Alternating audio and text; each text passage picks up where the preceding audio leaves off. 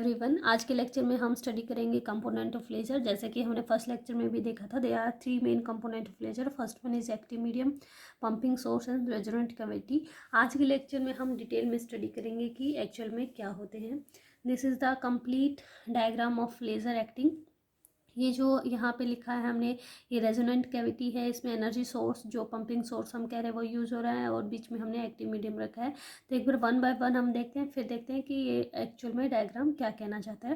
First देखिए, active medium आपके कौन कौन से हो सकते हैं। लिक्विड हो सकता है, सॉलिड, गैस और सेमीकंडक्टर हो सकता है। लिक्विड जो एक्टिव मीडियम होगा उससे आप किस में यूज़ होता है, डाई लेज़र जो बनती है उनमें liquid as a active medium use होता है। रूबी लेज़र, एंडिया ग्लेजर ऐसे एग्जाम्पल है जिसमें solid as an active medium use हो जाता है। Helium neon laser, carbon dioxide laser ऐसी लेज़र्स हैं जिनमें गैसियस फॉर्म जो होती है वो एक्टिव मीडियम की तरह वर्क करती है। और सेमीकंडक्टर लेज़र ऐसी होती हैं, लेज़र डायोड ऐसी एग्जाम्पल है जिनमें सेमीकंडक्टर को आप as an active medium use करते हैं। तो एक्टिव मीडियम एक्चुअल में क्या है, आइए देखते हैं। जैसे कि हमने पीछे के लेक्चर में भी पढ़ा था कि एक्टिव मीडियम ऐसा मीडियम होता है जो उनको आप गेन मीडियम भी बोल सकते हैं। नॉर्मली हमारे पास दो तरह के मीडियम होते हैं। पहला मीडियम होता है नॉर्मल मीडियम, जो कोई भी मटेरियल हो सकता है, और दूसरा आप कह रहे हैं कि एक्टिव मीडियम क्या होता है। तो देखिए दोनों में क्या डिफरेंस है। नॉर्मल के केस में आपके पास दो ही स्टेट होती हैं, या तो आपकी ग्राउंड स्टेट होगी या तो कोई भी एक्साइटेड स्टेट होगी। बट एक्टिव मीडियम अगर आपके पास है तो उसमें स्टेट कौन कौन सी होती है, उसमें स्टेट आपकी इस तरीके से होती है। ये आपकी ग्राउंड स्टेट आ गई, ये आपकी एक्साइटेड स्टेट आ गई, ये आपकी आ गई बीच में मेटास्टेबल स्टेट। दोनों में क्या डिफरेंस है, जैसे कि आपको पता है ग्राउंड स्टेट जो होती है हाईली आपकी स्टेबल स्टेट होती है, और एक्साइटेड स्टेट का लाइफ टाइम नियरली आपने ऑन एन एवरेज जब कैलकुलेट करते हैं वो नियरली आता है 10⁻⁸ सेकेंड। सिमिलर मैनर में अगर मीडियम एक्टिव है तो उसमें ग्राउंड स्टेट हाईली स्टेबल होगी और एक्साइटेड स्टेट का लाइफ टाइम जो होगा 10⁻⁸ सेकेंड ही होगा। बट यहाँ पे एक और स्टेट है जिसका नाम है मेटास्टेबल स्टेट। वो क्या है, इस मेटास्टेबल स्टेट का लाइफ टाइम जो होता है वो होता है नियरली 10⁻³ सेकेंड। तो ऐसा मीडियम जिसमें कि एक स्टेट ऐसी लाई कर जाए जिसका लाइफ टाइम एक्साइटेड स्टेट के कंपैरिजन में ज़्यादा हो। देखिए 10⁻⁸ सेकेंड इसका लाइफ टाइम है और इसका कितना 10⁻³ सेकेंड, 10⁵ टाइम्स ज़्यादा लाइफ टाइम है मेटास्टेबल स्टेट का। कहने का मतलब है इस स्टेट में अगर कोई इलेक्ट्रॉन है उसके कंपैरिजन में इस स्टेट में रहने वाला इलेक्ट्रॉन ज़्यादा टाइम तक अपर स्टेट में रहेगा, ये स्टेट वाला इलेक्ट्रॉन जल्दी ग्राउंड स्टेट में चला जाएगा। तो ये मेटास्टेबल स्टेट होती है। अब क्यों होनी चाहिए एक्टिव मीडियम में मेटास्टेबल स्टेट, वो हम वन बाय वन देखते हैं, स्टेप बाय स्टेप देखेंगे, फिर समझेंगे कि एक्टिव मीडियम होने के लिए उसमें मेटास्टेबल स्टेट क्यों होनी चाहिए। तो देखिए, मान लो कि आप लेज़र बना रहे हैं, आपके पास एक ऐसा मटेरियल है जिसमें दो ही लेवल पॉसिबल है। नीचे वाले लेवल की एनर्जी E1 है, ऊपर वाले लेवल की एनर्जी E2 है। नीचे वाले लेवल में पॉपुलेशन N1 है, ऊपर वाले लेवल में N2 पॉपुलेशन है, और इस मटेरियल से आप लेज़र बनाना चाहते हैं। तो लेज़र का जो फुल फॉर्म हमने कल देखा था, लेज़र का फुल फॉर्म था लाइट एम्प्लीफिकेशन, और एस से था बाय स्टिमुलेटर, ई से था एमिशन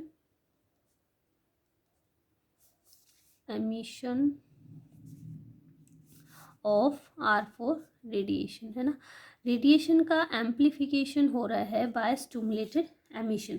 तो कल के लेक्चर में भी हमने देखा था कि लेज़र एक्शन होने के लिए आइंस्टाइन कोएफिशिएंट में आपने पढ़ा था ए और बी जो आया था रेशियो, वो ओमेगा क्यूब के प्रोपोर्शनल था फ्रीक्वेंसी क्यूब के। तो यहाँ से हमने कंक्लूजन निकाला था कि लेज़र एक्शन तभी होगा जब आपका स्टिमुलेटेड एमिशन विन करेगा ओवर स्पॉन्टेनियस एमिशन के।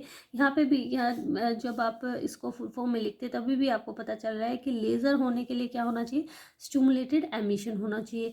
एमिशन होने के लिए क्या होना चाहिए, एमिशन कब होगा, जब आपका कोई भी इलेक्ट्रॉन एक्साइटेड स्टेट से लोअर स्टेट में आता है तभी एमिशन होता है। स्टिमुलेटेड एमिशन होने के लिए ऐसा होना चाहिए कि आप उसका लाइफ टाइम कंप्लीट होने से पहले कोई फोटोन इंसिडेंट कर दे और उस फोटोन के इन्फ्लुएंस की वजह से आपका इलेक्ट्रॉन डी एक्साइट हो। ये हम ऑलरेडी डिस्कस कर चुके हैं, what is stimulated and what is spontaneous emission.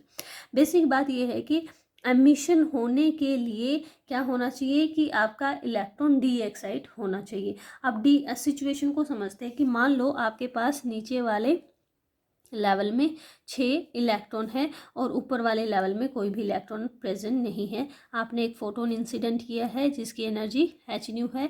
H new energy को इस तरीके से डिफाइन किया है कि ये दोनों एनर्जी लेवल के गैप के इक्वल है। तो क्या होगा, ये फोटोन जैसे ही आया उसने क्या किया, ग्राउंड स्टेट के इलेक्ट्रॉन के साथ इंटरेक्ट किया। एक ग्राउंड स्टेट के इलेक्ट्रॉन ने उस फोटोन को एब्जॉर्ब कर लिया और वो एनर्जी लेके क्या कहाँ चला गया, एक्साइटेड स्टेट में चला गया।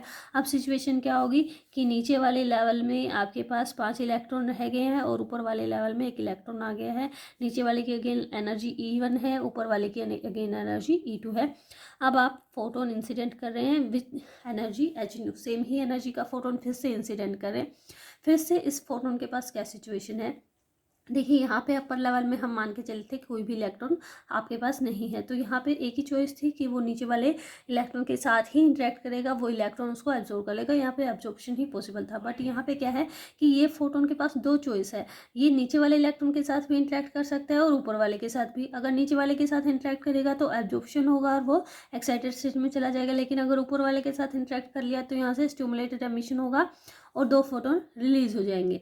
बट क्योंकि ऊपर वाली जो स्टेट है उसमें पॉपुलेशन कम है और जो ग्राउंड स्टेट है उसमें पॉपुलेशन ज़्यादा है, तो ये ज़्यादा प्रोबेबिलिटी है कि ये फोटोन नीचे वाले के साथ ज़्यादा इंटरेक्ट करे। अब मान लो कि ये फोटोन ने, क्योंकि प्रोबेबिलिटी ज़्यादा है, तो नीचे वाले किसी भी इलेक्ट्रॉन के साथ इंटरेक्ट किया और उस इलेक्ट्रॉन ने इस फोटोन को एब्जॉर्ब कर लिया, वो क्या चला गया, एक्साइटेड स्टेट में चला गया। अब सिचुएशन क्या बन गई है कि एक और चला गया ऊपर, नीचे वाले स्टेट में 4 इलेक्ट्रॉन रह गए हैं और ऊपर वाले स्टेट में आपके 2 इलेक्ट्रॉन चले गए। अब फिर से आपने फोटोन को इंसिडेंट किया है विद द सेम एनर्जी।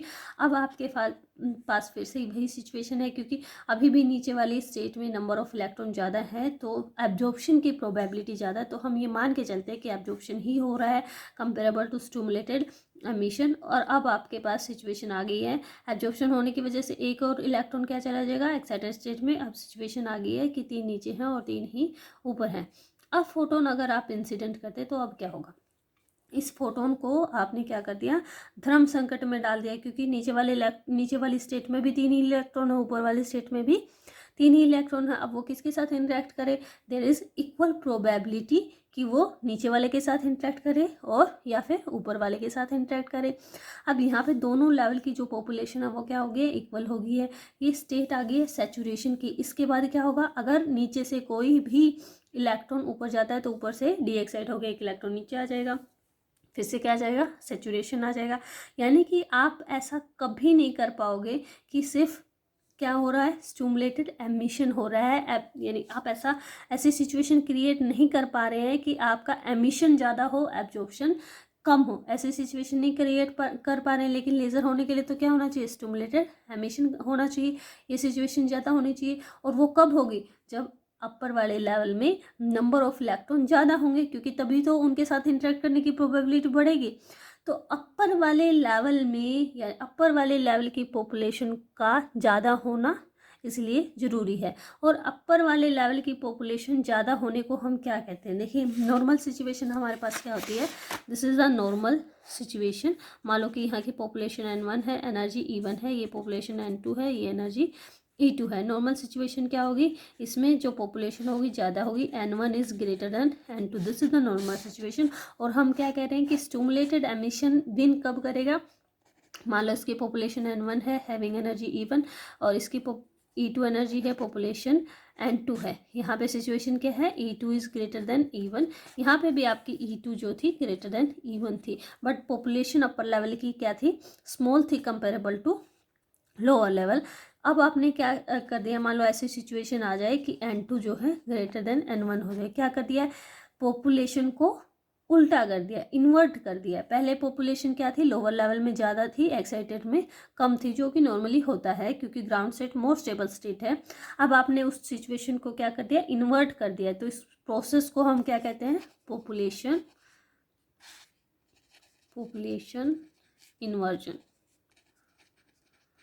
एक बार साफ सा डायग्राम में ड्रॉ करके दिखा देती हूँ कि पॉपुलेशन इन्वर्जन क्या होता है। देखिए, population inverse the process of achieving greater population density of atom in the upper energy level as compared to the lower energy level is called population inversion। तो साफ साफ आपको समझ में आ गया होगा कि अपर लेवल में, किसी भी अपर लेवल में जो पॉपुलेशन है उसकी डेंसिटी को नीचे वाले किसी लेवल के कंपैरिजन में ज़्यादा बनाने की जो प्रोसेस होती है उसको हम कहते हैं population inversion. This is the normal situation. ये ग्राउंड होगी, first excited, second excited, E3 सबसे ज़्यादा है, फिर E2 E1 है, बट पॉपुलेशन जो है N1 सबसे ज़्यादा है, then N2 then N3। Okay, अब यहाँ पे क्या है, सिमिलर मैनर में ये ग्राउंड है, फर्स्ट एक्साइटेड है, सेकंड एक्साइटेड स्टेट है, बट यहाँ पे क्या है, जो N1 N2 नंबर ऑफ जो पॉपुलेशन है सेकंड लेवल में वो ज़्यादा है कंपेरेबल टू ग्राउंड स्टेट। तो यहाँ पे पॉपुलेशन इन्वर्जन को हमने इस तरह के बाहर की फॉर्म में शो किया हुआ है। देखिए, अब हम तो कहाँ पॉपुलेशन इन्वर्जन में उलझ गए, हम तो किसको डिस्कस करने वाले थे, मेटास्टेबल स्टेट को डिस्कस करने वाले थे, पॉपुलेशन इन्वर्जन बीच में आ गया। अब देखिए मेटास्टेबल स्टेट की नीड क्यों हुई, ये जो हमने यहाँ से यहाँ तक प्रोसेस देखा, यहाँ से हमें क्या कंक्लूजन मिला है कि दो लेवल अगर किसी भी सिस्टम में है उनसे लेजर मिलना पॉसिबल नहीं है, क्योंकि वहाँ से क्या नहीं हो पा रहा है, पॉपुलेशन इन्वर्जन नहीं हो पा रहा है। अब मान लो कि सिचुएशन ऐसी है, आपके पास एक मटेरियल ऐसा है जिसमें कि दो के बजाय कितने लेवल हैं, 3 एनर्जी लेवल हैं। एक सिचुएशन मान लेते हैं कि आपके पास एक मटेरियल है जिसके में 3 एनर्जी लेवल इस तरीके से हैं। This is the ground level, और ये आपका फर्स्ट एक्साइटेड हो गया हैविंग एनर्जी E1, ये E2 एनर्जी होगी, ये E3 एनर्जी होगी। ठीक है, अब मान लो कि ये मेटा स्टेबल लेवल है।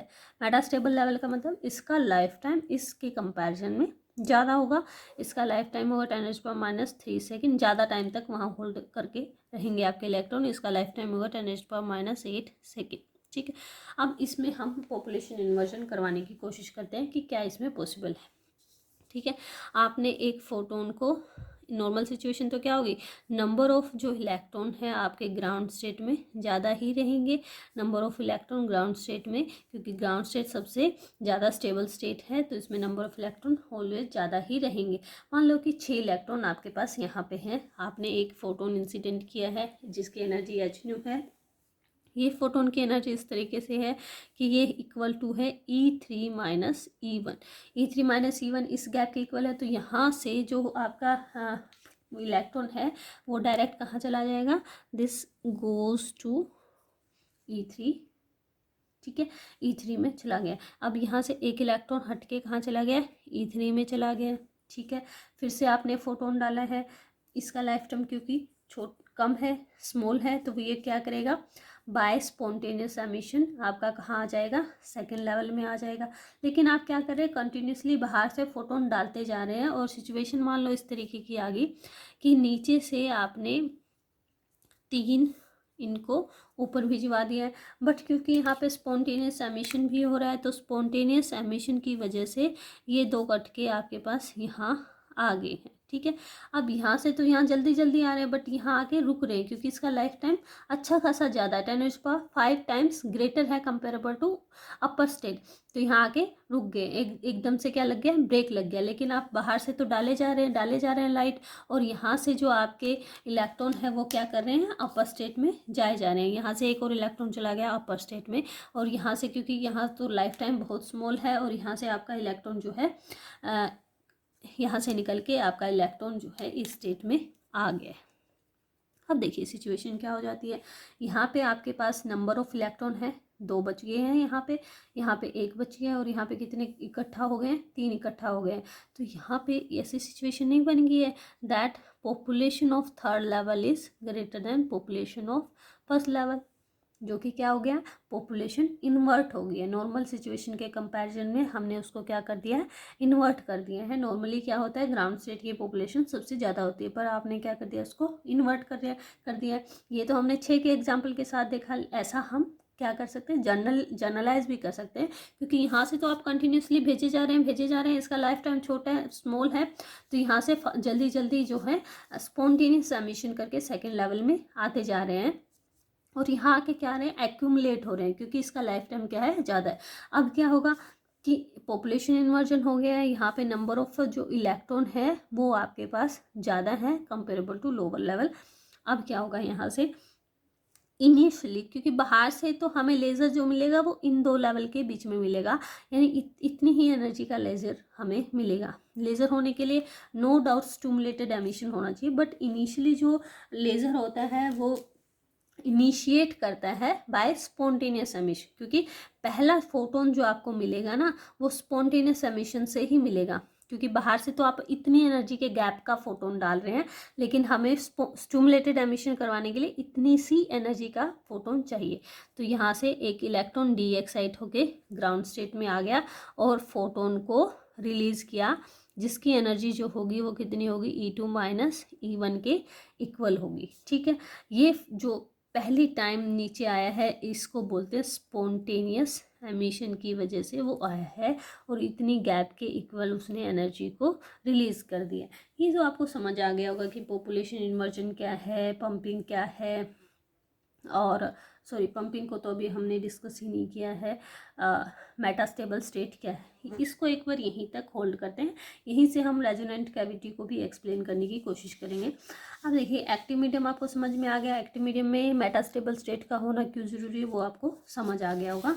अब यहीं से देखिए जो नेक्स्ट हमारा कंपोनेंट था, नेक्स्ट कंपोनेंट था हमारा पंपिंग। पंपिंग क्या है, अब देखिए जो आपने पॉपुलेशन को इन्वर्ट किया वो किस प्रोसेस से किया है, उस प्रोसेस का नाम है पंपिंग। ठीक है, the process by which atoms are raised from a lower to a higher energy state, उसको हम क्या कहते हैं, पंपिंग कहते हैं। पंपिंग आपकी 4 तरीके से हो सकती है। ऑप्टिकल पंपिंग, ऑप्टिकल पंपिंग का मतलब है excitation by a strong source of light, जैसे कि फ्लैश लैम्प आप यूज़ करें। इलेक्ट्रिक डिस्चार्ज का मतलब है एक्साइटेशन बाय इलेक्ट्रॉन इम्पैक्ट, या फिर डायरेक्ट, जैसे कि ऑप्टिकल पंपिंग रूबी लेज़र में आपको देखने को मिलेगी, इलेक्ट्रिकल डिस्चार्ज आपको हीलियम नियॉन लेज़र में देखने को मिलेगा, डायरेक्ट कन्वर्जन आपको सेमीकंडक्टर में और केमिकल रिएक्शन की वजह से आप एनर्जी दे रहे हैं वो आपको CO2 लेज़र में देखने को मिलेगा। यानी कि बेसिकली क्या है, एक ये एनर्जी सोर्स की तरह काम कर रहे हैं जो कि ग्राउंड स्टेट से किसी एक्साइटेड स्टेट में इलेक्ट्रॉन को पहुंचा रहे हैं, और इस प्रोसेस को हम क्या कह रहे हैं, पंपिंग कह रहे हैं। अब देखिए रेजोनेंट कैविटी जो लास्ट हमारा कंपोनेंट है उसको डिस्कस करते हैं कि रेजोनेंट कैविटी क्या होता है। यहीं से शुरुआत करते हैं रेजोनेंट कैविटी की। रेजोनेंट कैविटी देखिए हमने पढ़ा था कि जो लेज़र की फुल फॉर्म है वो है light amplification by stimulated emission of radiation. तो यहाँ पे क्या हो रहा है, एम्प्लीफिकेशन हो रहा है। एम्प्लीफिकेशन होने के लिए क्या होना चाहिए, ऑसिलेटिंग होना चाहिए, कुछ फीडबैक आनी चाहिए, आउटपुट से इनपुट में जाए और फिर से आ जाए। ठीक है, इस तरीके से होना चाहिए, क्योंकि यहाँ से तो क्या मिल रहा है, आपके फोटोन तो रिलीज हो रहे हैं लेकिन उनकी इंटेंसिटी इतनी ज़्यादा नहीं मिलेगी। तो अब आप क्या करो, इस सिस्टम को एक बार फिर से हम नया बनाते हैं और फिर वहाँ से समझते हैं कि रेजोनेंट कैविटी क्या होता है। फिर से हमने ले लिया, मान लो आपके पास 3 लेवल हैं। ये वाला लेवल जो है आपका, इसकी एनर्जी E1 होगी, इसकी एनर्जी E2 होगी, इसकी एनर्जी होगी है ये E3 होगी और दिस इज E2। ठीक है, ये वाला लेवल आपका मेटास्टेबल लेवल है, यानी इसमें इलेक्ट्रॉन यहाँ से जब आएंगे वो एक्यूमुलेट हो जाएंगे, इकट्ठा हो जाएंगे। पॉपुलेशन इन्वर्जन आपने कर लिया है, late is this is N1, ये आपका N3, ये N2, और आपके पास सिचुएशन है N2 is greater than N1। ठीक है, अब आपने इसको क्या कर दिया है, 2 मिरर के अंदर रख दिया है। दिस इज एक्टिव मीडियम, और इस एक्टिव मीडियम को क्या कर दिया है, 2 मिरर के अंदर रख दिया है, जैसा कि मैंने बिल्कुल स्टार्टिंग में आपको दिखाया था। मैं एक बार फिर से आपको दिखा देती हूँ कि क्या किया है हमने। ये एक्टिव मीडियम है, इस एक्टिव मीडियम के एनर्जी लेवल को हमने इस तरीके से दिखाया है और 2 मिरर के अंदर इसको रख दिया है। इन 2 मिरर की सिचुएशन इस तरीके से है, ये आपका टोटल रिफ्लेक्टिंग मिरर है, इससे टोटल रिफ्लेक्शन हो रहा है। ठीक है, और ये आपका है पार्शली रिफ्लेक्टिंग मिरर। ठीक है, इसमें से कुछ ना कुछ पोर्शन आपको आउटपुट की फॉर्म में भी मिल रहा है रिफ्लेक्शन के साथ साथ। अब देखिए हमने कहा बाहर से हम एनर्जी सोर्स यहाँ से कहीं से अप्लाई कर रहे हैं, और एनर्जी सोर्स की वजह से क्या हो रहा है, आपके जो इलेक्ट्रॉन है वो ग्राउंड स्टेट से पंप हो के कहाँ जा रहे हैं, थर्ड एक्साइटेड स्टेट में। तो ये कंटिन्यूस होता जा रहा है कि यहाँ से तो आप बाहर से सोर्स डाल ले जा रहे हैं और इसके साथ साथ क्या हो रहा है कि यहाँ से स्पॉन्टेनियस एमिशन हो के स्पॉन्टेनियस एमिशन से आपके जो हैं इलेक्ट्रॉन यहाँ पे इकट्ठा होते जा रहे हैं। हम सिचुएशन में पहुँच गए हैं कि N2 is greater than N1। अब आगे क्या होगा, आगे क्या होगा कि यहाँ से एक फोटोन रिलीज होता है बाय स्पॉन्टेनियस एमिशन, एक इलेक्ट्रॉन यहाँ से डी एक्साइटेड होता है और एक फोटोन रिलीज करता है जिसकी एनर्जी होगी H nu is equal to E2 minus E1 के इक्वल। ठीक है, ऐसे तो बहुत सारे फोटोन होंगे, स्पॉन्टेनियस एमिशन हो रहा है, मान लो बहुत सारे फोटोन एक साथ से रिलीज हो रहे हैं, लेकिन हमने यहाँ पे इस फोटोन को सिलेक्ट करना है, उस फोटोन का सिलेक्ट करना है जो कि along the axis of this cavity हो, पहली बात। और दूसरी बात कि यहाँ से परफेक्टली वो रिफ्लेक्ट होके आ रहा है। मान लो एक photon along the axis of cavity निकला है स्पॉन्टेनियस एमिशन की वजह से, जैसा मैंने कहा था कि रैंडमली किसी भी डायरेक्शन में फोटोन जाते हैं। एक फोटोन ऐसा निकला यहाँ से कि स्पॉन्टेनियस एमिशन की वजह से वो along the axis of cavity जा रहा है।